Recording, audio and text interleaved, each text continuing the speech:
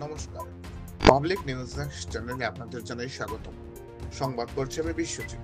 প্রায় 3 মাস হতে চলল পূর্বধলার দুলালগ্রাম মালুগ্রাম জিপির মালিকবিহীন মহিষকাণ্ডের জট এখনো খুলল না, বরং ঘটনাটি আরো জটিল আকার ধারণ করল। এ নিয়ে জিপি সভানেত্রী শিপ্রারানী দাসের কর্মকাণ্ডকে সন্দেহের চোখে দেখতে শুরু করেছে কংগ্রেস দল। দুলালগ্রাম মালুগ্রাম মন্ডল কংগ্রেস সভাপতি বিক্রম সিংহ শুক্রবার মালুগ্রামে এক সাংবাদিক সম্মেলন করে বলেন, মালিকবিহীন মহিষটিকে নিয়ে মনগড়া কর্মকাণ্ড করে চলেছেন জিপি সভানেত্রী শিপ্রারানী দাস। মালিক না পেয়ে প্রথমে তিনি তার মনগড়াভাবে মহিষটির নিলাম ডাকেন, অথচ ঘটনাটি জানেন না বিডিও, জিপি সচিব সহ অন্যান্যরা। এরপর আবার নিলাম স্থগিত করে দেন তিনি। এখন আবার শোনা মহিষটির নাকি মালিক বাড়িয়েছে। সম্পূর্ণ ঘটনা প্রবাহ এক রহস্যে ঘেরা। ছেড়ে কাশতে চাইছেন না জিপি সভানেত্রী শিপ্রারানী দাস বলে অভিযোগ উঠছে। ঘটনাটি নিয়ে কি বলেন দুলালগ্রাম মালুগ্রাম জিপির মন্ডল কংগ্রেস সভাপতি বিক্রম সিংহ, তা এক পলকে দেখে নেই পাবলিক নিউজ নেক্সট চ্যানেলের ক্যামেরায়। ধন্যবাদ। দুলালগ্রাম মালুগ্রাম জিপির সভানেত্রী গত 9 অক্টোবর মাইকিং যুগে জানানি হয়েছে যে 14 অক্টোবর জিপি প্রাঙ্গণে একটা মহিষের নিলাম করা হইব, আর সেই 12 তারিখ সংবাদ মাধ্যমে ওইটা প্রকাশ করা হয়েছে। কিন্তু আশ্চর্যজনকভাবে 13 তারিখ পুনরায় মাইক যুগে এবং সংবাদ মাধ্যমের মাধ্যমে এই নিলাম প্রক্রিয়াটা স্থগিত রাখার একটা খবর প্রকাশ হয়েছে।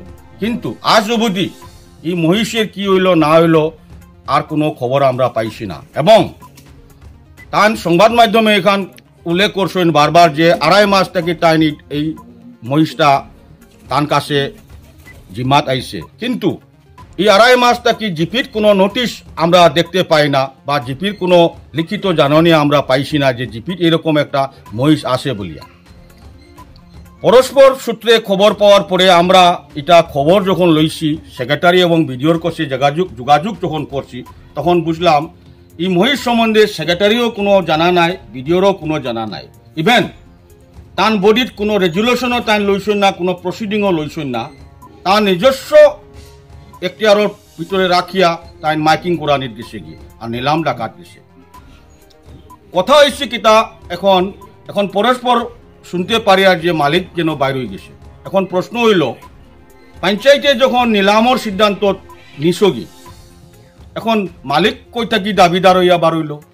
নিলামের সিদ্ধান্ত তখনও তো গেছেন যখন এর দাবি দেওয়ার সব কিছু নিষ্পত্তি হওয়ার পরে, যে এটার কোনো মালিক আর আমরা সন্ধান করিয়া পাইছি না, তখনও তো নিলামের সিদ্ধান্ত নিছ। নিলাম সিদ্ধান্ত নিয়ে যাওয়ার পরে আবার যদি কয় মালিক আইছে, তো তান এটার মধ্যে আমরা সন্দেহ আসে, কিসে কিটা রহস্য আসে। কারণ নিলাম হইলে তো টাকাটা রাজকোষে যাইব, জিপির অংশ, আর এইভাবে মালিক বার হয়ে আইলে তো টাকাটা তো আর জিপির অংশ যাইতো নাই। তো এটা আমরা সন্দেহ আসে, আর আমরা অনুরোধ করব তাই এটার সম্বন্ধে জনসাধারণের স্পষ্টীকরণ দিতা। ঘটনাটা কোন জিপিতে? দুলালগ্রাম মালুগ্রাম জিপি। কোন পঞ্চায়েতে করছেন, তার নাম কি? শিপ্রারানী দাস মহাশয়া। তাই মানে জিপিতে সভানেত্রী দুলালগ্রাম মালুগ্রাম জিপি।